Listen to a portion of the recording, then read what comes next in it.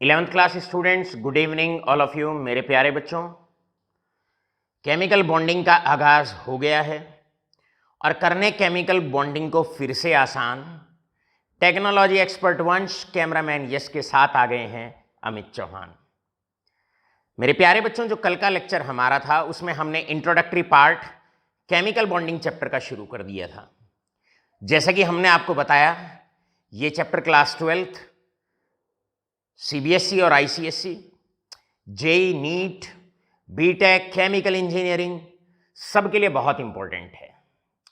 Chemistry पढ़ी और अगर बॉन्डिंग में ही अगर आपने थोड़ी बहुत कमजोरी रह गई तो इसका मतलब एक जो मजबूत इमारत केमिस्ट्री की जो आप अपने फ्यूचर में जिसकी संरचना करना चाहते हैं, इसका मतलब उसमें कहीं ना कहीं कमी रह जाएगी।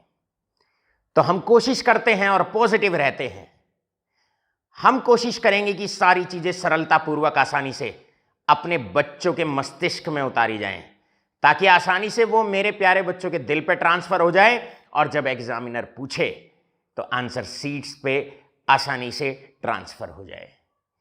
चलिए मेरे प्यारे बच्चों, करते हैं शुरुआत chemical bonding lecture number 2। Chemical bonding के पहले लेक्चर में आपको बताया गया बॉन्ड का मतलब क्या होता है। संसार के अंदर, सभी के अंदर, सभी इंसानों के अंदर, हर चीज के अंदर कोई ना कोई बॉन्डिंग है। दो हमारे पास ब्रिक्स हैं, ईंट हैं, उनके बीच में सीमेंट का बॉन्ड है। दो इंसान हैं, उनके बीच में भी बॉन्ड है। गुरु और शिष्य में बॉन्ड अलग होता है, परिवार के सदस्यों में बॉन्ड अलग होता है। दो फ्रेंड्स में बॉन्ड अलग होता है और एक इंसान से एक इंसान का बॉन्ड अलग होता है। बॉन्ड का मतलब हमने कल आपको बताया था, बॉन्ड का मतलब होता है फोर्स ऑफ अट्रैक्शन। और फोर्स ऑफ अट्रैक्शन जो दो एटम्स को एक साथ बांधता है किसी भी मॉलिक्यूल के अंदर, इसे हम फोर्स ऑफ अट्रैक्शन कहते हैं। हमने कहा बॉन्डिंग के अंदर आप एक बात याद रखेंगे, 4 तरह के बॉन्ड आपको 2 साल 11th क्लास स्टूडेंट्स आपको अच्छे से पता होने चाहिए। और 4 तरह के बॉन्ड कौन कौन से हैं? पहला ionic bond, covalent bond, coordinate bond और हाइड्रोजन बॉन्ड। चारों तरह के बॉन्ड अगर आपके क्लियर हो गए तो केमिस्ट्री की एक बहुत बड़ी गुत्थी को सुलझाने में आप ये समझ जाइए कि आपने एक बहुत बड़ी गुत्थी केमिस्ट्री की सुलझा दी है। आयनिक बॉन्ड हमने कल पहला बॉन्ड आपको बताया। जब जब लाडलो बॉन्ड की डेफिनेशन आए तो सबसे पहले फोर्स ऑफ अट्रैक्शन तो कह ही दीजिए कि it may be defined as a force of attraction, ये तो आप कह ही दीजिए, राइट। आयनिक बॉन्ड क्या होता है? इसे इलेक्ट्रोस्टैटिक इन नेचर होता है, इसे इलेक्ट्रोवैलेंट बॉन्ड भी कहते हैं। आयनिक बॉन्ड का मतलब होता है a bond which is formed by the transfer of electrons, और कहां से कहां? फ्रॉम मेटल से नॉन मेटल। एक मेटल से नॉन मेटल में जब इलेक्ट्रॉन का ट्रांसफर होता है तो जो बॉन्ड उन आयंस के बीच में बनता है उसको आयनिक बॉन्ड कहा जाता है। मेरे प्यारे बच्चों, हमने 4 बॉन्ड आपको कल गिनवाए, नाम आपके क्लियर होंगे। वो बात दूसरी है कि शुरुआत हमने केवल और केवल पहले बॉन्ड की थी, आयनिक बॉन्ड की। मेरे प्यारे बच्चों, आयनिक बॉन्ड पढ़ाने से पहले हमने आपको एक बात कही थी और हमने कहा यह सबसे मजबूत बॉन्ड होता है। इंसान का इंसान से बॉन्ड होता है, लेकिन परिवार के सदस्यों में जो आपस में बॉन्ड होता है वो सबसे स्ट्रॉन्ग बॉन्ड होता है। क्लियर है? इसी प्रकार एटम्स के बीच में जो सबसे मजबूत बॉन्ड होता है वो आयनिक बॉन्ड होता है। इसीलिए करते हैं शुरुआत, जानने की कोशिश करते हैं आयनिक बॉन्ड की कैरेक्टरिस्टिक्स या आयनिक कंपाउंड्स। जिन कंपाउंड्स के अंदर आयनिक बॉन्ड पाया जाता है उन कंपाउंड्स की क्या क्या फीचर्स होती हैं, क्या क्या उनकी कैरेक्टरिस्टिक्स होती हैं। मेरे प्यारे बच्चों, कैरेक्टरिस्टिक्स ऑफ आयनिक बॉन्ड या आयनिक कंपाउंड्स। सबसे पहली कैरेक्टरिस्टिक होती है कि आयनिक कंपाउंड के अंदर जो भी आयनिक कंपाउंड होता है, एग्जाम्पल ले लें, एग्जाम्पल है NaCl। एग्जाम्पल के तौर पे हम बात करते हैं, अगर बात करें तो NaCl, राइट। एग्जाम्पल के तौर पे बात करेंगे MgO, एग्जाम्पल के तौर पे बात करेंगे AlCl3। इन तीनों के अंदर metal non metal, metal non metal, metal non metal, यहां पर कंप्लीट ट्रांसफर ऑफ इलेक्ट्रॉन्स होगा। ये इलेक्ट्रॉन छोड़ेगा, ये लेगा, ये इलेक्ट्रॉन छोड़ेगा, ये लेगा, ये इलेक्ट्रॉन छोड़ेगा और ये इलेक्ट्रॉन लेगा। इनके बीच में, एल्यूमिनियम और क्लोरीन के बीच में स्ट्रॉन्गेस्ट फोर्स ऑफ अट्रैक्शन होगा, जिसे हम आयनिक बॉन्ड कहते हैं। और मेरे प्यारे बच्चों, force of attraction he chemistry के अंदर बड़ी सारी चीजों को तय करता है। क्या तय करता है? अगर ये सॉलिड के अंदर पार्टिकल्स हैं, मान लो ये आयोन्स ही हैं, ये आयोन्स ही हैं, और अगर इनके बीच में स्ट्रॉन्गेस्ट फोर्स ऑफ अट्रैक्शन होगा तो ये बड़े अच्छे से लग के आपस में बैठेंगे। यानी कि सॉलिड के अंदर मजबूताई बहुत ज्यादा होगी, पार्टिकल बहुत पास पास होंगे। फोर्स ऑफ अट्रैक्शन होता है तो पार्टिकल पास होता है, और अगर पार्टिकल पास होता है किसी भी सब्सटेंस के अंदर तो उसका फिजिकल स्टेट सॉलिड होता है।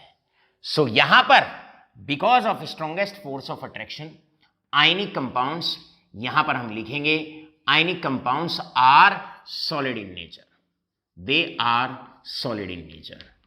तो आपसे अगर क्वेश्चन पूछा जाए कि भाई आयनिक कंपाउंड सॉलिड क्यों होते हैं, तो आप सीधा ये कहो, भैया फोर्स ऑफ अट्रैक्शन क्योंकि स्ट्रॉन्गेस्ट होता है आयनिक कंपाउंड्स में, इसी वजह से आयंस पास पास होते हैं, काफी पास पास होते हैं। और आप जानते हैं स्टेट ऑफ मैटर जिसमें पार्टिकल्स पास पास होते हैं वो सॉलिड्स होते हैं।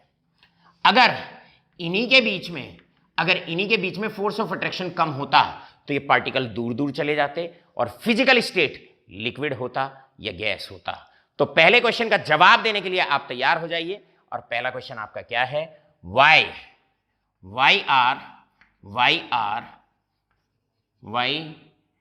NaCl, MgO, AlCl3, और अर्थात ionic compounds are solid in nature. बताओ भाई ये सारे के सारे सॉलिड्स क्यों होते हैं या सॉलिड इन नेचर क्यों होते हैं? उसका रीजन होता है पार्टिकल्स के बीच में स्ट्रॉन्गेस्ट फोर्स ऑफ अट्रैक्शन होता है, जिसकी वजह से पार्टिकल काफी पास होते हैं, और इसीलिए इनका जो फिजिकल स्टेट होता है या फेस होता है वो सॉलिड होता है। इसका मतलब 11th क्लास स्टूडेंट्स, हम बेबाकी से और बड़े प्यार से यहां एस लिख देंगे। एस का मतलब ये एक आयनिक कंपाउंड है और ये सॉलिड होगा। यहां पर हम बात करेंगे ये एक आयनिक कंपाउंड है, ये भी सॉलिड होगा, और ये एक आयनिक कंपाउंड है, ये भी सॉलिड होगा। तो अब तक की कही हुई बातों में एक बात क्लियर हो जाती है, और वो क्या बात क्लियर हो जाती है कि अगर कहीं पर किसी कंपाउंड के अंदर मेटल नॉन मेटल है, यानी कि वहां पर कंप्लीट ट्रांसफर ऑफ इलेक्ट्रॉन हुआ है, मतलब वहां पर अगर आयनिक बॉन्ड बना है, अर्थात वो एक आयनिक कंपाउंड है, तो ionic compounds generally they are solid in nature. मेरे प्यारे बच्चों, सेकंड पॉइंट और बहुत ज्यादा इंपॉर्टेंट है, और सेकंड और पॉइंट इंपॉर्टेंट है, फोर्स ऑफ अट्रैक्शन केमिस्ट्री के अंदर बहुत सारी चीजों को तय करते हैं। मैं आपसे पूछता हूं, अगर परिवार के सदस्यों में, और आशा करता हूं सभी के परिवार के सदस्यों में बहुत स्ट्रॉन्ग फोर्स ऑफ अट्रैक्शन होता है, सदस्यों के बीच में बहुत स्ट्रॉन्गर फोर्स ऑफ अट्रैक्शन होता है, तो परिवार जल्दी से बिखरता नहीं है। लेकिन जिन रिश्तों में फोर्स ऑफ अट्रैक्शन कम होता है वो जल्दी से बिखर जाते हैं, वो जल्दी से टूट जाते हैं, क्योंकि आयनिक कंपाउंड्स के अंदर भी रिश्तों के समान फोर्स ऑफ अट्रैक्शन बहुत ज्यादा होता है, तो जनरली ये हार्ड होते हैं, मजबूत होते हैं। इसका मतलब फोर्स ऑफ अट्रैक्शन की अगर हम बात करें, फोर्स ऑफ अट्रैक्शन और कौन कौन सी चीजों को तय करता है? मेरे प्यारे बच्चों, जैसे जैसे फोर्स ऑफ अट्रैक्शन बढ़ता है, हमेशा याद रखिएगा, जैसे जैसे फोर्स ऑफ अट्रैक्शन बढ़ता है सब्सटेंस के अंदर हार्डनेस बढ़ती है। हार्डनेस बढ़ती है मतलब अगर आपको से फॉर एग्जांपल दो कंपाउंड्स दे दिए जाएं जिसमें कॉन्स्टिट्यूएंट पार्टिकल्स के बीच में फोर्स ऑफ अट्रैक्शन ज्यादा है, उसमें पार्टिकल पास होंगे, वो सब्सटेंस ठोस होगा, वो सब्सटेंस हार्ड होगा। लर्न करिए, मोर is the force of attraction, more will be the hardness. और आप जानते हैं आयनिक कंपाउंड्स के अंदर फोर्स ऑफ अट्रैक्शन बहुत ज्यादा होता है, तो generally ionic compounds they are hard in nature. तो दूसरा क्वेश्चन आप चाहें तो यहां पर लिख सकते हैं, why ionic compounds are hard in nature, क्योंकि हार्डनेस फोर्स ऑफ अट्रैक्शन पे डिपेंड करती है, और हमने बताया आयनिक जो बॉन्ड होता है स्ट्रॉन्गेस्ट फोर्स होता है, यानी कि फोर्स ऑफ अट्रैक्शन बहुत ज्यादा होती है, और जिन कंपाउंड्स में फोर्स ऑफ अट्रैक्शन ज्यादा होती है generally they are hard in nature, right. साथ के साथ फोर्स ऑफ अट्रैक्शन अगर बढ़ता है, पहला पॉइंट तो हार्डनेस बढ़ती है, और दूसरा और तीसरा पॉइंट भी बड़े अच्छे से मेरे प्यारे बच्चे लर्न करेंगे। फोर्स ऑफ अट्रैक्शन जितना ज्यादा किसी सॉलिड में होता है, और ऐसे सॉलिड को अगर हम कभी हीट करते हैं तो उसके पार्टिकल जल्दी से अलग अलग नहीं होते हैं, मतलब जल्दी से वो लिक्विड में कन्वर्ट नहीं होता है, अर्थात उनका मेल्टिंग पॉइंट बहुत ज्यादा होता है। More is the force of attraction, higher will be the melting point of a solid. More is the force of attraction, higher will be the melting point of the solid. यहां पर melting point भी बढ़ता है। अगर किसी substance के अंदर force of attraction ज्यादा होते हैं तो ऐसे सब्सटेंसेस जल्दी से मेल्ट नहीं होते हैं। क्यों नहीं होते? क्योंकि पार्टिकल में अगर फोर्स ऑफ अट्रैक्शन ज्यादा होगा, आप हीट करते रहोगे, पार्टिकल अलग अलग नहीं होंगे तो जल्दी से लिक्विड स्टेट में नहीं जाएंगे। तो दूसरा पॉइंट आप लिख सकते हैं, more is the force of attraction, higher will be the melting point. यहां पर 11th क्लास स्टूडेंट्स फिर से आपके लिए क्वेश्चन आ जाता है। क्या क्वेश्चन आ जाता है? आयनिक सॉलिड्स का मेल्टिंग पॉइंट बहुत बहुत ज्यादा होता है। बताओ भाई कारण क्या हो सकता है? क्योंकि आयनिक सॉलिड के अंदर स्ट्रॉन्गेस्ट फोर्स ऑफ अट्रैक्शन होता है, और more is the force of attraction, more will be the या higher will be the melting point. साथ के साथ आप मेल्टिंग पॉइंट भी लिख सकते हैं, ऑब्लिक आप बॉइलिंग पॉइंट भी लिख सकते हैं। फोर्स ऑफ अट्रैक्शन बढ़ता जाएगा सब्सटेंस के अंदर, मेल्टिंग पॉइंट, बॉइलिंग पॉइंट बढ़ते जाएंगे। अब आप यहां पर रेडी हो जाइए नेक्स्ट क्वेश्चन के लिए। बताओ भाई, वाई आयनिक कंपाउंड्स, आपको बताना है ionic compounds possess extra hardness या तो एक्स्ट्रा हार्डनेस, इसका आंसर आपको देना है एक्स्ट्रा हार्डनेस। आपको दूसरा जवाब देना है high melting point. High melting point क्यों होता है? और ऑब्लिक हाई बॉइलिंग पॉइंट। तो भैया इन तमाम बातों का उत्तर केवल और केवल एक ही आता है, और उत्तर ये आता है आर्यन बेटे। क्या आंसर आता है? आंसर आता है solution is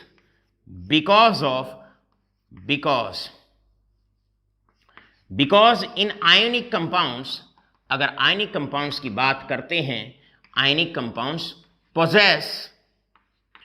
possess high force of attraction. Ionic compounds के अंदर फोर्स ऑफ अट्रैक्शन बहुत ज्यादा होता है, और फिर आप लाइन लिख देना, more is the force of attraction, harder will be the compound, more is the force of attraction, higher will be the melting point of the compound, और more is the force of attraction, higher will be the boiling point of the compound. भैया तमाम बातों का एक ही उत्तर आता है, तमाम बातों की एक ही दवाई है। आयनिक बॉन्ड स्ट्रॉन्गेस्ट बॉन्ड होता है, फोर्स ऑफ अट्रैक्शन बहुत बहुत ज्यादा होता है। इस प्रकार मेरे प्यारे बच्चों, आप ये जो छोटे छोटे 2-3 क्वेश्चन हैं, इन्हें आप क्लियर कर सकते हैं, इन्हें आप साथ के साथ अपने मस्तिष्क में डाल सकते हैं, और इसे दिल में आप ट्रांसफर कर सकते हैं, और एग्जामिनेशन के दौरान आप इसे पेपर पे उतार सकते हैं, राइट। 11th क्लास मजे लेने के लिए केमिस्ट्री में अब आप तैयार रहिएगा। जिस प्रकार आपको क्लासिफिकेशन ऑफ एलिमेंट्स में बिना किसी स्ट्रेस लिए, एक्स्ट्रा स्ट्रेस दिलवाए, हर लेवल का क्वेश्चन आपको कराया गया, इसी प्रकार केमिकल बॉन्डिंग और आगे जितनी केमिस्ट्री बचती है, आपके सर का प्रयास रहेगा कि मेरे प्यारे प्यारे बच्चों के लिए बहुत प्यार से सारे के सारे कॉन्सेप्ट्स को हम उनकी थाली में संजो के दें, आपके रजिस्टर पे उन्हें उतरवाएं। नेक्स्ट प्रॉपर्टी आती है आयनिक कंपाउंड्स की। Next property is that is basically the solubility. मेरे प्यारे बच्चों, सॉल्युबिलिटी के लिए इतनी बातें याद रखें। आपसे मैं पूछता हूं, घरों में एक बड़ा साधारण सा एग्जाम्पल आता है, आपके घर में, हर एक के घर में आता है, सभी के घर में आता है एग्जाम्पल, और एग्जाम्पल है, आपसे मेरा सवाल है, एक गिलास पानी आप लीजिए और उसमें 1 चम्मच नमक आप डालिए, NaCl कॉमन सॉल्ट। हर घर की कहानी है, हर घर में बड़ा कॉमन होता है, हर घर में पाया जाता है। जैसे ही आप चम्मच को घुमाते हैं तुरंत NaCl का पता नहीं लगता, और हम शायद इसको हिंदी भाषा में, मातृभाषा में ये भी कह सकते हैं कि नमक पानी में घुल जाता है। यानी कि एक लाइन तो पहली क्लियरली सी बात है कि ionic compounds they are soluble in water. Ionic compounds are soluble in water. भैया जो हमारे आयनिक कंपाउंड्स होते हैं they are soluble in water. हमेशा याद रखना जितने भी आयनिक कंपाउंड्स होते हैं ये पानी में हाईली सॉल्युबल होते हैं। कारण क्या होता है? क्योंकि जैसे ही हम पानी में डालते हैं Na और Cl को, ये NaCl होता है। आयंस के बीच में फोर्स ऑफ अट्रैक्शन होता है जिसे आयनिक बॉन्ड कहा जाता है।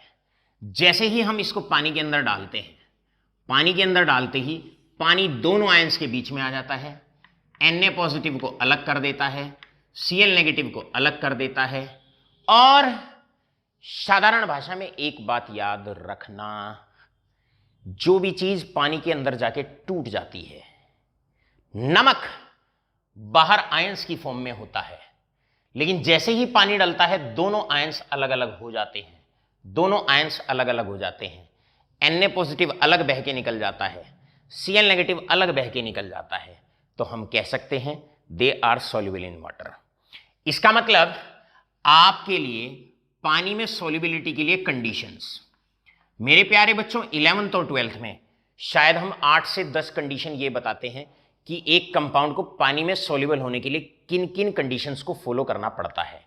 फिलहाल के लिए एक छोटा सा पॉइंट बता देते हैं, और छोटा सा पॉइंट ये है। क्या है छोटा सा पॉइंट? आयनिक कंपाउंड्स क्योंकि पानी के अंदर जाके टूट जाते हैं इसलिए वो सॉल्युबल हो जाते हैं। इसका मतलब आप एक पॉइंट लिख सकते हैं, और क्या पॉइंट लिख सकते हैं? अगर कोई कंपाउंड जाके पानी के अंदर जाके डिसोशिएट हो जाता है, पानी में जाके अगर कोई भी सब्सटेंस टूट जाता है, तो कंडीशन क्या हो गई? डिसोशिएशन। डिसोशिएशन का मतलब है अगर कोई भी कंपाउंड पानी के अंदर जाके टूट जाता है तो वो पानी में सॉल्युबल हो जाता है। आपसे कहा जाए कि वाई, क्वेश्चन आ गया तुरंत, why ionic compounds are soluble in water. Why ionic compounds are soluble in water. तो भैया सीधा कहिए, आयनिक कंपाउंड्स पानी के अंदर सॉल्युबल इसलिए होते हैं क्योंकि वो पानी में जाके डिसोशिएट हो जाते हैं, और हम जानते हैं अगर कोई भी कंपाउंड पानी के अंदर जाके डिसोशिएट होता है तो वो पानी के अंदर हाईली सॉल्युबल होता है। राइट? तो इतनी 4 कंडीशन आपको पढ़ाई जा चुकी हैं, और अब चलते हैं नेक्स्ट बड़ी प्यारी सी कंडीशन की तरफ। चलो मेरे प्यारे बच्चों, यहां पर एक एक्सरसाइज में छोटा सा सवाल आपसे पूछ लेते हैं। एक्सरसाइज में क्लियर?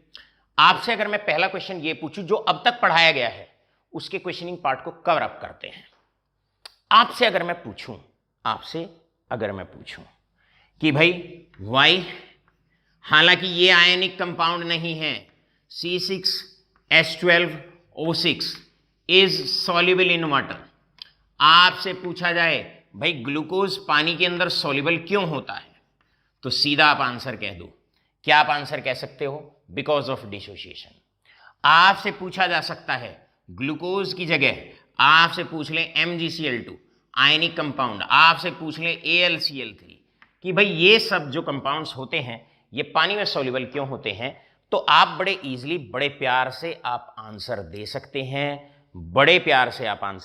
हैं। और आप क्या कह सकते हैं? आप ये कह सकते हैं क्योंकि पानी के अंदर जाके ये डिसोशिएट हो जाते हैं, और क्योंकि जो सब्सटेंस पानी के अंदर जाके डिसोशिएट हो जाता है वो पानी में हाईली सॉल्युबल होता है।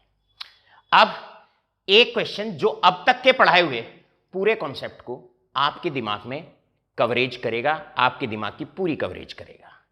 क्वेश्चन क्या है? क्वेश्चन कुछ इस प्रकार है।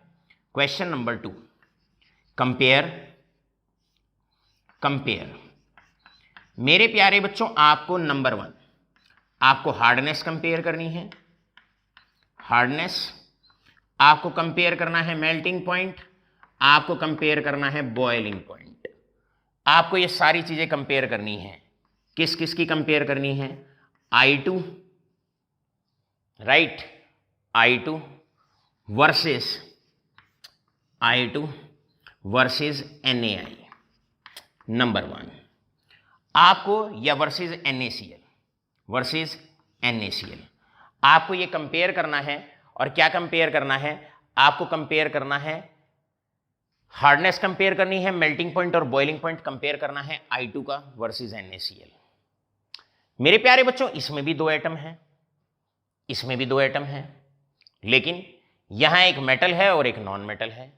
तो क्लियरली सी बात है कि इस कंपाउंड के अंदर जो बॉन्ड बनने वाला है वो आयनिक बॉन्ड बनने वाला है, और ये जो कंपाउंड होने वाला है ये आयोनिक कंपाउंड बनने वाला है।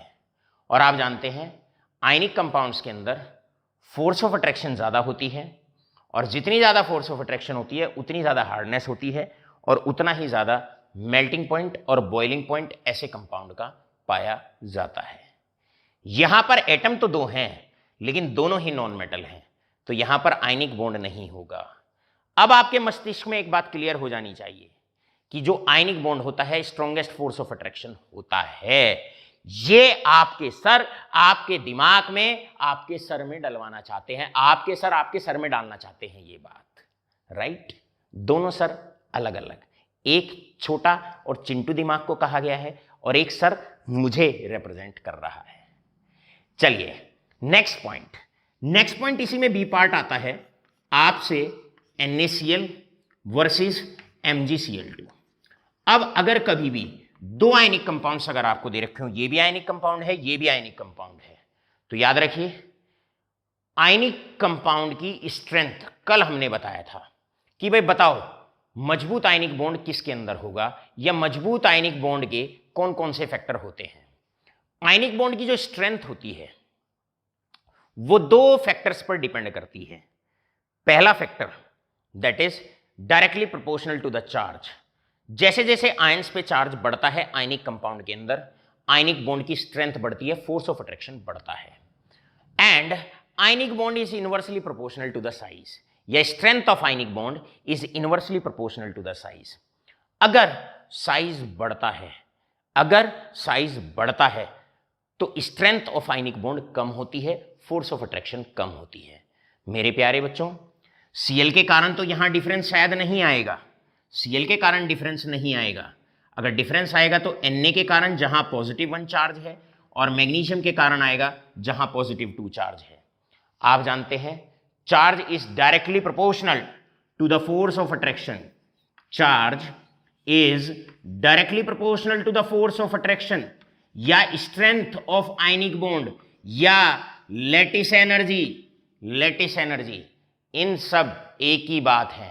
क्लियर है? फोर्स ऑफ अट्रैक्शन MgCl2 में ज्यादा होगा, इसलिए ये ज्यादा हार्ड होगा, इसीलिए इसका मेल्टिंग पॉइंट भी ज्यादा होगा, और NaCl की तुलना में इसका बॉइलिंग पॉइंट भी ज्यादा होगा। All right all of you. अब हमारी प्यारी सी 2 कैरेक्टरिस्टिक बच जाती हैं। बाकी 2 कैरेक्टरिस्टिक अब आयनिक कंपाउंड्स की जो आपको अच्छे से पता होनी चाहिए। अब चलते हैं उन कैरेक्टरिस्टिक्स की तरफ। मेरे प्यारे बच्चों, बाकी 2 कैरेक्टरिस्टिक्स हैं, one is electrical conductivity,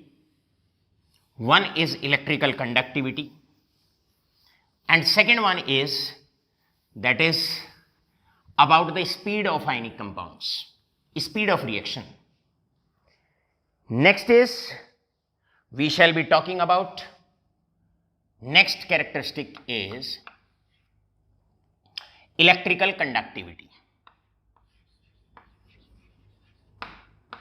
Electrical conductivity. 11th class students, 11th class से ही एक बात याद रखें, इलेक्ट्रिकल कंडक्टिविटी का मतलब होता है चार्ज का चलना, राइट। जब कोई सब्सटेंस चार्ज को कैरी करता है एक पॉइंट से दूसरे पॉइंट तक, तो हम कहते हैं सब्सटेंस इलेक्ट्रिकली कंडक्ट कर रहा है। अब पूरी केमिस्ट्री की अगर बात करें तो चार्ज को कैरी कौन करता है? या तो इलेक्ट्रॉन्स कैरी करते हैं क्योंकि उस पर नेगेटिव चार्ज होता है, राइट। तो इलेक्ट्रिकली कंडक्शन होता है। या फिर अगर हम आयंस की बात करें, आयोन्स की बात करें, ए पॉजिटिव बी नेगेटिव, ये चलेगा चार्ज को कैरी करेगा, ये चलेगा चार्ज को कैरी करेगा। सो 11th क्लास स्टूडेंट्स अभी से 2 पॉइंट नोट लगा के लिखिए। पहला पॉइंट, अगर कंडक्ट करना है तो केवल वही सब्सटेंसेस कंडक्ट कर सकते हैं या तो जिनके पास इलेक्ट्रॉन्स है या जिन सब्सटेंस के अंदर आयंस हैं। अगर किसी के पास इलेक्ट्रॉन होते हैं वो भी कंडक्ट कर सकता है, और अगर किसी के पास आयंस होते हैं तो वो भी कंडक्ट कर सकता है। अब आप पढ़ रहे हैं आयनिक कंपाउंड्स, तो आयनिक कंपाउंड में तो आयंस होंगे ही। एग्जाम्पल के तौर पे हमने लिया NaCl। मेरे प्यारे बच्चों, वी आर टेकिंग NaCl, हम ले रहे हैं NaCl। अब NaCl में क्या होता है, अगर आप NaCl की बात करते हैं, अगर आप NaCl की बात करते हैं, इस पे भी चार्ज होता है, इस पे भी चार्ज होता है, लेकिन सॉलिड स्टेट में ये NaCl सॉलिड है। सॉलिड स्टेट के अंदर, सॉलिड के अंदर पार्टिकल चलते नहीं है। ये बात आपको 9th 10th 8th क्लास से पता होती है कि सॉलिड के अंदर पार्टिकल्स मूव नहीं करते। तो चार्ज तो है लेकिन चल नहीं सकता। सो NaCl solid do not conducts. क्यों कंडक्ट नहीं करता? क्योंकि फोर्स ऑफ अट्रैक्शन बहुत ज्यादा होता है। Na को Cl हिलने नहीं देता, Cl नेगेटिव को Na पॉजिटिव हिलने नहीं देता। स्ट्रॉन्गेस्ट फोर्स ऑफ अट्रैक्शन की वजह से NaCl सॉलिड कंडक्ट नहीं करता। लेकिन जैसे ही हम इसके अंदर पानी डाल देते हैं, अभी हमने आपको इधर बताया, वो पानी क्या कार्य करता है। वो पानी बीच में आ जाता है, Na पॉजिटिव फ्री हो जाता है, ये भी फ्री हो जाता है, Cl नेगेटिव होता है, ये भी फ्री हो जाता है, ये भी मूव कर सकता है, ये भी मूव कर सकता है, अब ये भी मूव कर सकता है। और जब आयंस मूव करना शुरू कर देंगे, ये आयन मूव करना शुरू कर देगा तो चार्ज को कैरी करेगा, ये आयन मूव करना शुरू कर देगा, चार्ज को कैरी करेगा, यानी कि कंडक्ट करना शुरू कर देगा। तो इस लाइन को पूरा करते हैं। NaCl do not conducts in solid state. भैया सॉलिड स्टेट में कंडक्ट नहीं करता, but conducts in aqueous state. लेकिन ये कंडक्ट करता है एक्वस स्टेट में। अब आपसे पूछता है कोई भी, अगर आपसे कोई क्वेश्चन पूछता है, बताओ भाई NaCl एक्वस क्यों कंडक्ट करता है? एक्वस स्टेट का मतलब है पानी डालने के बाद। NaCl ब्रैकेट में लिख दिया एक्वस, मतलब अब NaCl को पानी के अंदर डाल दिया, तब वो कंडक्ट करता है। प्योर पानी के अंदर से कभी करंट पास नहीं होता, इलेक्ट्रिकली कंडक्ट नहीं करता। लेकिन एक बाल्टी पानी के अंदर अगर आप नमक डाल दें, वो कंडक्ट करता है। क्यों करता है? क्योंकि बाल्टी के अंदर जैसे ही आप नमक डाल देंगे, Na पॉजिटिव अलग, Cl नेगेटिव अलग। अब Na पॉजिटिव भी चार्ज को कैरी करेगा, Cl नेगेटिव भी चार्ज को कैरी करेगा। यानी कि आयनिक कंपाउंड्स सॉलिड स्टेट में तो कंडक्ट नहीं करते। क्यों नहीं करते? क्योंकि उस वक्त उनके बीच में, आयंस के बीच में फोर्स ऑफ अट्रैक्शन बहुत ज्यादा होता है। आयन होता तो है लेकिन मूव नहीं कर सकता, जबकि कंडक्टिविटी का मतलब होता है लेके चलना, चार्ज को लेके चलना। लेकिन जैसे ही हम पानी में डालते हैं एक आयनिक कंपाउंड को, उसके आयंस फ्री हो जाते हैं और आयंस मूव करना शुरू कर देते हैं और आयनिक कंपाउंड कंडक्ट करना शुरू कर देता है। चलो इसी प्रकार एक सेकंड क्वेश्चन का आंसर अब आप देंगे, और क्वेश्चन क्या है? क्वेश्चन ये है, MgO solid do not conducts. लेकिन अगला आंसर आप समझ गए होंगे, क्वेश्चन का अगला भाग क्या होने वाला है। डू नॉट कंडक्ट्स, भैया कंडक्ट नहीं करता, बट MgO एक्वस कंडक्ट्स। तो कंडक्ट क्यों करता है? क्योंकि पानी के डलते ही Mg आयन फ्री हो जाता है, ऑक्साइड आयन फ्री हो जाता है, Mg2 पॉजिटिव आयन भी मूव करना शुरू कर देगा, क्योंकि पानी बीच में आ जाता है, Mg पॉजिटिव 2 को अलग कर देता है ऑक्सीजन -2 को अलग कर देता है, और एक बार अगर आयंस अलग अलग हो गए तो पानी के अंदर ये भी मूव करता है, ये भी मूव करता है, चार्ज को एक पॉइंट से दूसरे पॉइंट तक कैरी करता है और कंपाउंड इलेक्ट्रिकली कंडक्ट करता है। मेरे प्यारे बच्चों, इसके बाद लास्ट कैरेक्टरिस्टिक की तरफ चलते हैं, और लास्ट कैरेक्टरिस्टिक ना बहुत बहुत बहुत इंपॉर्टेंट है, जरा उसे ध्यान से अपने मस्तिष्क में उतारने की कोशिश करिएगा। लास्ट कैरेक्टरिस्टिक है आयनिक कंपाउंड की, कि आयनिक कंपाउंड्स जो होते हैं जब उनकी रिएक्शन कराते हैं then the reaction is fast, there reaction is fast, right. बहुत important last characteristic, even important for class 12th students as well if they are watching the lectures। अगर क्लास 12th के स्टूडेंट्स भी हमारा lecture देख रहे हैं तो गौर से इस पॉइंट पर ध्यान दीजिएगा। And the last characteristic is, fifth characteristic is ionic reactions are fast. भैया इस बात को सीधा सीधा ऐसे समझ लो, इस बात को सीधे सीधे ऐसे समझ लो। एक आयनिक कंपाउंड है मेरे पास NaCl, एक आयनिक कंपाउंड है मेरे पास AgNO3। ये दो आयनिक कंपाउंड हैं। जैसे ही हम इन दोनों कंपाउंड को आपस में मिक्स करते हैं, ये भी पानी के अंदर लिया, ये भी पानी के अंदर लिया, जैसे ही इन दोनों को मिक्स करते हैं तुरंत प्रोडक्ट फॉर्मेशन हो जाती है।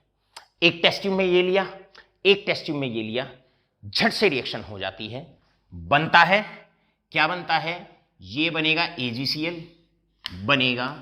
AgCl, राइट, और ये इसके साथ कंबाइन हो जाएगा, तुरंत रिएक्शन हो जाएगी, बनेगा AgCl सॉलिड प्लस साइड में निकल जाएगा NaNO3। आर्यन बेटे cameraman, is it clear? All right. हमारे कैमरामैन के लिए एक बार पुनः बहुत बहुत धन्यवाद। बिल्कुल एकदम सतर्कता के साथ कैमरे को तुरंत घुमा देते हैं ताकि बच्चों तक हम हर एक पॉइंट क्लियरली पहुंचा चुके हैं। आज के हमारे कैमरामैन हैं, आज अमित चौहान सर लाइव हैं कैमरामैन आर्यन के साथ। Thank you Aryan. चलिए बेटे, आयनिक कंपाउंड्स में क्या होता है? रिएक्शंस फास्ट होती हैं। रिएक्शन क्यों फास्ट होती है उसका कारण होता है। What is the reason behind? क्योंकि ये पहले से ही टूटा हुआ होता है, इसमें Na पॉजिटिव अलग होता है, Cl नेगेटिव अलग होता है, ये पहले से ही अलग अलग होते हैं। पानी में डालोगे तो वैसे ही अलग है, पानी में डालोगे तो वैसे ही अलग अलग होते हैं। अब AgNO3 में भी Ag पॉजिटिव अलग होता है, NO3 नेगेटिव अलग होता है, बस पहले से ही टूटे हुए होते हैं, तोड़ना नहीं पड़ता इनको। पानी में डालो अपने आप ही टूट जाते हैं, अपने आप ही आयंस अलग अलग होते हैं, सिर्फ कॉम्बिनेशन होता है, बस ये आपस में सिर्फ कंबाइन होते हैं, इसीलिए फास्ट रिएक्शन होती है। फास्ट रिएक्शन होती है। जबकि ऐसी रिएक्शंस जिनके अंदर आयोनिक कंपाउंड्स नहीं होते हैं, मैं एक एग्जांपल आपके सामने पेश करता हूं। एग्जांपल है, second reaction is H2 and Cl2 forming 2HCl। अब मेरे प्यारे बच्चों, आप जानते हो एक टेस्ट ट्यूब में H2 गैस ले लो और एक में आप एक कंटेनर में Cl2 गैस ले लो। यहां दोनों सेम एटम, आयनिक कंपाउंड नहीं है। आयनिक कंपाउंड कब होता है? जब एक मेटल होता है, एक नॉन मेटल होता है। यहां पर दोनों एटम सेम है, आयनिक कंपाउंड नहीं है, यह भी आयनिक कंपाउंड नहीं है। अब ये रिएक्शन कैसे हुई होगी जरा उस पर फोकस करते हैं। देखिए रिएक्शन कैसे हुई होगी। भैया ये H और H रहा, ये Cl और Cl रहा। पहले स्टेप में क्या हुआ होगा? पहले स्टेप में शायद ये हुआ होगा, पहले H और H का बॉन्ड टूटना शुरू हुआ होगा, Cl और Cl का बॉन्ड टूटना शुरू हुआ होगा, पहले क्लीवेज ऑफ बॉन्ड होगा और उसके बाद जैसे ही H H से फ्री हुआ होगा, जैसे ही Cl Cl से फ्री हुआ होगा, तब ये H इस Cl के साथ मिलेगा, ये H इस Cl के साथ मिलेगा और तब जाके बनेगा 2HCl। इसका मतलब क्या हुआ? इसका मतलब ये हुआ, यहां रिएक्शन सिंगल स्टेप में होती है। सिंगल स्टेप में क्यों हुई भाई? क्योंकि ऑलरेडी कंपाउंड पहले ही पानी के अंदर डालते ही अपने आप ही टूटा हुआ है, बस आयंस का झट से कॉम्बिनेशन होता है।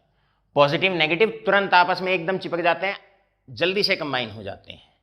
जबकि जो आयनिक कंपाउंड्स नहीं होते उनमें रिएक्शन 11th क्लास स्टूडेंट्स कम से कम 2 स्टेप में रिएक्शन होती है। कैसे होती है 2 स्टेप में? गौर फरमाइए। पहले H और H का बॉन्ड टूटेगा, Cl और Cl का बॉन्ड टूटेगा, और याद रखना बॉन्ड टूटने में, अट्रैक्शन टूटने में समय लगता है। आप इस समय मुझसे जुड़े हुए हो, मेरे और आपके बीच में फोर्स ऑफ अट्रैक्शन है, इसे टूटने में अब समय लगेगा। क्योंकि ये आप तभी तोड़ोगे जब आपको अमित चौहान सर से अच्छा पढ़ाने वाला केमिस्ट्री का टीचर मिलेगा, तो आपको बॉन्ड तोड़ने में समय लगेगा। परिवार में आपका एक बॉन्ड होता है आपके मम्मी से, आपके पापा से, आपके भाई से, आपकी बहन से। उस बॉन्ड को, उस फोर्स ऑफ अट्रैक्शन को टूटने में समय लगता है। अगर कभी तोड़ना चाहो और ईश्वर से कामना करेंगे कभी ना टूटे। चलो एक और एग्जांपल, आपका और आपके फ्रेंड का एक बॉन्ड होता है, एक फोर्स ऑफ अट्रैक्शन होता है, उसे टूटने में समय लगता है, नए दोस्त बनने में समय नहीं लगता।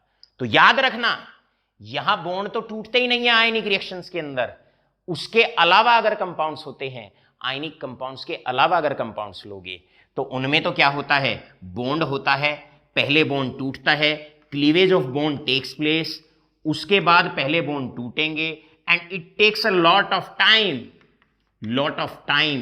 भैया समय लगता है बॉन्ड टूटने में, फिर बॉन्ड टूटता है, टूटने के बाद फिर बॉन्ड बनता है। तो आयनिक कंपाउंड्स में तो बस बनना ही बनना होता है, टूटना तो कुछ है ही नहीं। पानी में डालोगे ये तो टूटा हुआ तो ऑलरेडी पड़ा है।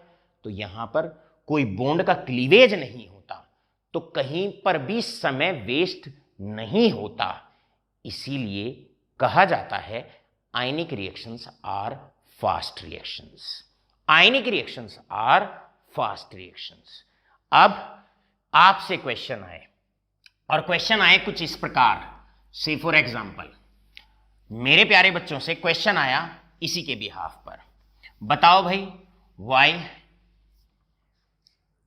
why the reaction between, question है why reaction between N2 gas plus 3H2 gas forming 2NH3 gas is a slow reaction. It is a slow reaction. ये जो प्रोसेस होता है ये स्लो होता है। अरे प्रोसेस स्लो होने का मतलब है ये रिएक्शन स्लो होती है। कारण है ना, क्योंकि रिएक्टेंट के अंदर जो कंपाउंड्स आपने लिए हुए हैं ये आयनिक कंपाउंड्स नहीं है। और अभी हमने पिछले वाले पॉइंट में ये देखा कि जो रिएक्शंस आयनिक नहीं होती हैं उनमें बॉन्ड क्लीवेज होता है पहले, उसके बाद बॉन्ड बनते हैं, उसके बाद प्रोडक्ट बनता है, and it takes a lot of time, right? Since आप आंसर देंगे, since it is not an ionic reaction, not an ionic reaction. अब क्वेश्चन आपसे पूछ लिया जाए, बट रिएक्शन बिटवीन, अगर हम बात करें किसके बीच में reaction between Aryan, but reaction between that is MgCl2 and BaSO4 is a fast reaction.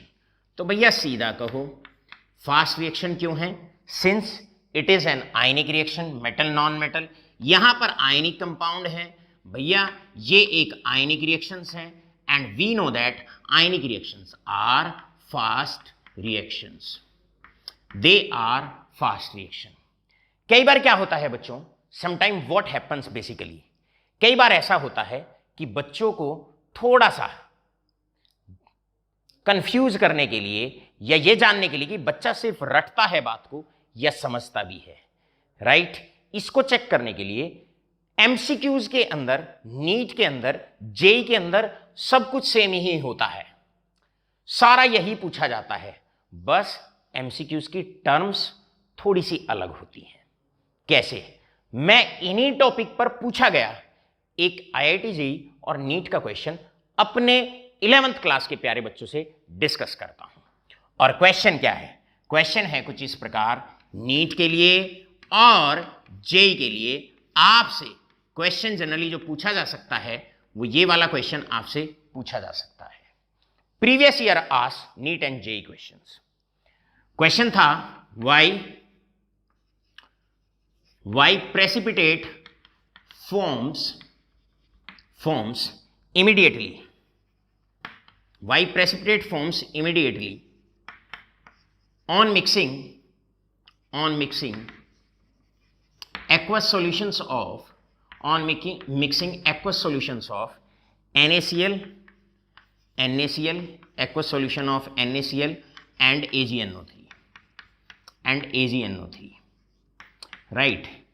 अब बेटा क्या होता है, ये बड़ी सारी टर्म्स हैं, पता नहीं कैसी कैसी टर्म होती हैं, एमसीक्यूज की टर्म्स थोड़ी सी अलग होती हैं, बाकी बात वही होती है जो 11th-12th में आप सीखते हैं। मेरे प्यारे बच्चों, आप जानते हो इसका सॉल्यूशन इधर हमने दिया हुआ है। कैसे है सॉल्यूशन?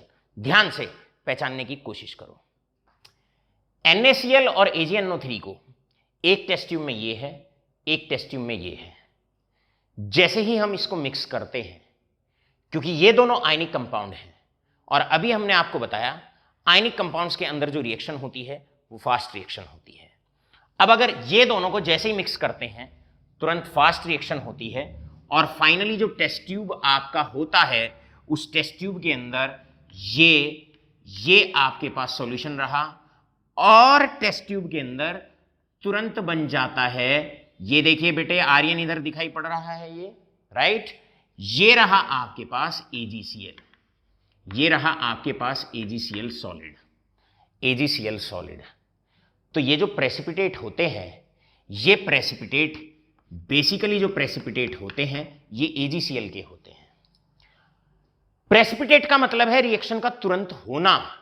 भाई रिएक्शन तुरंत हुई है तभी तो AgCl सॉलिड मिला है और AgCl सॉलिड के होते हैं प्रेसिपिटेट। प्रेसिपिटेट का मतलब होता है सॉलिड पार्ट जो पानी में घुलता नहीं है, जो ऊपर तैरता है, उसको पीपीटी कहते हैं। तो ये पीपीटी किसके हैं? AgCl के हैं। AgCl तुरंत क्यों बनता है? क्योंकि ये दोनों आयनिक कंपाउंड्स हैं और हम जानते हैं आयनिक रिएक्शंस जो होती हैं वो फास्ट होती हैं, इसीलिए AgCl तुरंत बन जाता है, मतलब पीपीटी तुरंत बन जाते हैं। तो यहां पर बात तो वही है, बस पूछने का अंदाज थोड़ा सा अलग है, शब्दों को पूछने का, टर्म्स को प्रोनाउंस करने का थोड़ा सा तरीका अलग है। All right all of you. यहां पर आकर जो आयनिक कंपाउंड्स की कैरेक्टरिस्टिक्स होती हैं, यहां पर आकर ये सारी कैरेक्टरिस्टिक्स बहुत अच्छे से आपकी सारी कैरेक्टरिस्टिक्स पूरी हो जाती हैं। अब मेरे प्यारे बच्चों, यहां से आयनिक कंपाउंड्स के बारे में, आयनिक बॉन्ड के बारे में बस आपके लास्ट पार्ट रह जाता है और वो लास्ट पार्ट आयनिक कंपाउंड्स के लिए आपका जो रह जाता है वो रह जाता है लुईस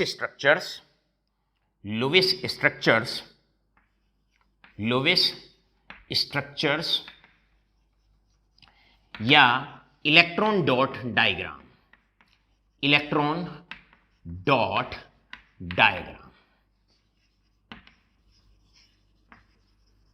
भैया जैसे आयनिक कंपाउंड्स बनते हैं, आयनिक कंपाउंड्स किस तरीके से बनते हैं, इनको दिखाने के लिए लुईस ने कुछ स्ट्रक्चर्स दिए जिन्हें लुईस स्ट्रक्चर्स के नाम से कहा जाता है, और लुईस ने इलेक्ट्रॉन्स को डॉट की फॉर्म में दिखाया। तो जिन स्ट्रक्चर्स में इलेक्ट्रॉन को डॉट की फॉर्म में दिखाया जाता है उन्हें इलेक्ट्रॉन डॉट डायग्राम के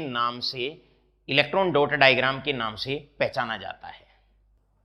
पहले अगर मान लो आपको आयनिक कंपाउंड्स की फॉर्मेशन अगर समझानी है तो शायद उसको ऐसे समझाया जाता था, भाई ये Na है, मैं अपनी रिप्रेजेंटेशन की बात करता हूं, जिस रिप्रेजेंटेशन में मैंने आपको NaCl की फॉर्मेशन समझाई है, तो शायद इस प्रकार समझाई होगी, ये Na रहा, ये Cl रहा, फिर हमने आपको दिखाया भाई ये 2 8 और ये 1, और फिर आपको समझाया ये है 2 8 7, और कैसे ये आयनिक कंपाउंड बनते हैं। भाई एक इलेक्ट्रॉन ये अपना यहां से यहां ट्रांसफर कर देता है, शायद ऐसे ही हमने फॉर्मेशन आपको समझाई थी। और फिर होता क्या है, बनता है Na पॉजिटिव, ये बना Na पॉजिटिव, और यहां पर बनता है Cl नेगेटिव। लुईस ये कहते हैं इतना ज्यादा इनको दिखाने की जरूरत नहीं है, या ग्रुप 1 के जो एलिमेंट्स हैं उन्हें शायद हम ऐसे दिखाते हैं, ये रहा लिथियम, इसे हम दिखाते थे 2,1। आपसे आता था सोडियम को हम दिखाते थे 281, इसी प्रकार पोटेशियम को हम दिखाते थे 2881। अब अगर ग्रुप 2 की तरफ चलते हैं तो ग्रुप 2 में आता था बेरिलियम को हम दिखाते थे 2,2। इसके बाद बोरोन आता था, दैट इज 2,3। तो आपका लुईस क्या कहते हैं, भैया एक बात बताओ, जरा सोचो, बॉन्डिंग के दौरान ना तो इसका कोई रोल रहा, ना इसका कोई रोल रहा, ना इसका कोई रोल रहा, ना इसका कोई रोल रहा। सोडियम के लास्ट वाले शेल से इलेक्ट्रॉन गया और क्लोरीन के लास्ट वाले शेल में आके इलेक्ट्रॉन ऐड हुआ, तो लुईस कहते हैं केवल लास्ट वाले शेल के इलेक्ट्रॉन ही दिखाओ ना, क्यों बिना मतलब फिर 2 8 दिखाते हो, पोटेशियम आ जाएगा 2 8 8, फिर 1 दिखाते हो, क्यों दिखाते हो 2 8 8।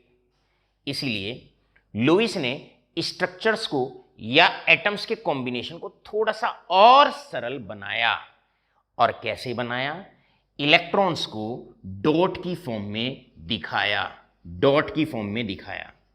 सोडियम के लास्ट वाले शेल में एक इलेक्ट्रॉन है, क्योंकि वैलेंस शेल लास्ट वाले शेल के इलेक्ट्रॉनिक बॉन्डिंग में पार्टिसिपेट करते हैं, तो आप केवल और केवल वैलेंस शेल के इलेक्ट्रॉन ही आप दिखाएं। तो उसने एक इलेक्ट्रॉन दिखाया। क्लोरीन के पास उसके लास्ट वाले शेल में ये 7 इलेक्ट्रॉन्स हैं, तो आप 7 ही दिखाइए। अब बॉन्ड फॉर्मेशन के दौरान क्या होता है, ये अपना एक इलेक्ट्रॉन इधर से यहां ट्रांसफर कर देता है, राइट। तो इस पे जो चार्ज आता है वो पॉजिटिव चार्ज आता है, और क्लोरीन पर ये इसके 7 इलेक्ट्रॉन तो ये रहे, 7 इलेक्ट्रॉन ये रहे, 2 2 4 2 6 और एक 7, और एक इलेक्ट्रॉन ये वाला भी यहां आ गया, तो इसे आप दिखाइए, ये हो गया 8, और अब इस पर चार्ज आ गया, कैसा चार्ज आ गया, नेगेटिव चार्ज। तो ये हमारा एक लुईस स्ट्रक्चर हुआ या इलेक्ट्रॉन डॉट डायग्राम हुआ, शोइंग या representing the formation of NaCl, कि भाई NaCl जो बनता है वो किस प्रकार बनता है। मेरे प्यारे बच्चों, इलेक्ट्रॉन डॉट डायग्राम ये कहता है ग्रुप 1 के जो एलिमेंट्स होते हैं उनमें आप एक इलेक्ट्रॉन लास्ट वाले शेल में होता है, तो बस कोई भी एलिमेंट आप लिखो, लिथियम लिखो, सोडियम लिखो, पोटेशियम लिखो, रुबिडियम लिखो, सीजियम लिखो, केवल एक डॉट बनाइए, केवल एक डॉट। और डॉट किसको रिप्रेजेंट कर रही है, इलेक्ट्रॉन को, इसीलिए इस डायग्राम को कहा जाता है इलेक्ट्रॉन डॉट डायग्राम। चलते हैं कुछ और स्ट्रक्चर जानने की कोशिश करते हैं, सीखने की कोशिश करते हैं। जैसे आपको लुईस स्ट्रक्चर की फॉर्म में आपको समझाना है, और समझाना है द फॉर्मेशन ऑफ, आपको समझाना है फॉर्मेशन, किसकी फॉर्मेशन आपको समझानी है, show the formation of that is MgCl2 या MgO की फॉर्मेशन अगर आपको समझानी है। ये Mg है, ये O है। अब केवल और केवल लुईस स्ट्रक्चर की फॉर्म में आप इसको समझाइए। मैग्नीशियम ग्रुप 2 का एलिमेंट होता है, इसका मतलब लास्ट वाले शेल में 2 इलेक्ट्रॉन होते हैं, तो मेरे प्यारे बच्चों केवल और केवल 2 इलेक्ट्रॉन को दिखाने की आवश्यकता है। ऑक्सीजन की बात करते हैं, लास्ट वाले शेल में 6 इलेक्ट्रॉन होते हैं, राइट। तो केवल और केवल 6 दिखाइए, और बाकियों को दिखाने की जरूरत नहीं है। 2,6 2,8,2 ये कुछ लिखने की जरूरत नहीं है। और बस अब आप क्या करें, एक इलेक्ट्रॉन इसके लास्ट वाले शेल में 2 की कमी है, इसके पास 2 एक्स्ट्रा हैं, ये अपने दोनों इलेक्ट्रॉन इधर दे देगा, इसको दे देगा। जब ऐसा होगा तो उस केस में ये रहा मैग्नीशियम, क्योंकि इसके 2 इलेक्ट्रॉन बाहर चले जाते हैं, ये दे देता है तो इस पे 2 पॉजिटिव चार्ज आएगा। जरा गौर से समझिएगा, ध्यान से। ये रहा ऑक्सीजन, ये रहा ऑक्सीजन। अब इसके पास ये 6 इलेक्ट्रॉन तो इसके अपने हैं, ये 6 इलेक्ट्रॉन तो इसके अपने हैं, 1 2 3 4 5 और 6, ये इलेक्ट्रॉन तो इसके अपने हैं। और ये जो 2 इलेक्ट्रॉन हैं, ये जो 2 इलेक्ट्रॉन हैं, ये इधर से यहां आए हैं, 1 और 1 2, ये 2 इलेक्ट्रॉन इसने यहां से लिए हैं। तो इस पे अब जो चार्ज आएगा वो चार्ज आएगा 2 नेगेटिव। ये हुआ electron dot diagram. This is electron dot diagram, electron dot diagram. ये इलेक्ट्रॉन डॉट डायग्राम है ऑफ MgO, ऑफ MgO। मेरे प्यारे बच्चों, अब हम आपसे कुछ क्वेश्चंस यहां पर बोलते हैं, जैसे कि से फॉर एग्जांपल ड्रॉ। अब ये आपके लिए होमवर्क रहेगा। Draw electron dot diagram, draw electron dot diagram, dot diagram, draw electron dot diagram of आपको सबसे पहले BeF2 का बनाना है, राइट। नंबर 2 आपको MgCl2 का बनाना है। नंबर 3 आपको AlP का बनाना है। और साथ के साथ चौथा आपको जो दिखाना है वो दैट इज एल्यूमिनियम क्लोराइड का आपको दिखाना है। ये 4 हैं आपके पास और इनके आपको इलेक्ट्रॉन डॉट डायग्राम शो करने हैं। मेरे प्यारे बच्चों, इस प्रकार आज के लेक्चर में आपको हमने जितनी भी कैरेक्टरिस्टिक्स हैं आयनिक कंपाउंड की, वो सारी की सारी बड़े डिटेल में, बड़े आसानी से आपको कवर अप हमने कराई। आशा करता हूं आयनिक बॉन्ड के विषय में जो भी आपको बताया गया, सरलतापूर्वक, हंसते खेलते, मुस्कुराते हुए आप लोगों तक बहुत अच्छे से पहुंच गया होगा। मेरे प्यारे बच्चों, केमिकल बॉन्डिंग, बॉन्ड का मतलब फोर्स ऑफ अट्रैक्शन जो एटम को एक साथ बांधता है। Bond, ionic bond, covalent bond, coordinate bond और चौथा होता है हाइड्रोजन बॉन्ड। अभी तक आप आयनिक बॉन्ड के विषय में जान चुके हैं। ये वो बॉन्ड होता है जो कंप्लीट ट्रांसफर ऑफ इलेक्ट्रॉन से बनता है from metal to non metal. जिन कंपाउंड्स के अंदर आयनिक बॉन्ड पाया जाता है उन्हें आयनिक कंपाउंड्स कहा जाता है। आयनिक कंपाउंड्स बहुत हार्ड होते हैं, मेल्टिंग पॉइंट बहुत ज़्यादा होता है, उनका बॉइलिंग पॉइंट बहुत ज़्यादा होता है और जनरली सॉलिड होते हैं। आयनिक कंपाउंड्स टूटने की वजह से पानी में जाते ही तुरंत टूट जाते हैं, तुरंत पानी में घुल जाते हैं, सॉलिड स्टेट में कंडक्ट नहीं करते, एक्वस स्टेट में आयन अलग अलग हो जाता है, आयन फ्री हो जाता है और वो कंडक्ट करता है। और आयनिक कंपाउंड्स की जो रिएक्शन होती है वो फास्ट रिएक्शन होती है। और लास्ट में आपको समझाया गया कैसे हम लुईस स्ट्रक्चर किसी भी आयनिक कंपाउंड्स का बना सकते हैं। आशा करते हैं केमिकल बॉन्डिंग में जो आपका आगाज है वो काफी उत्साहपूर्वक रहा होगा। धन्यवाद।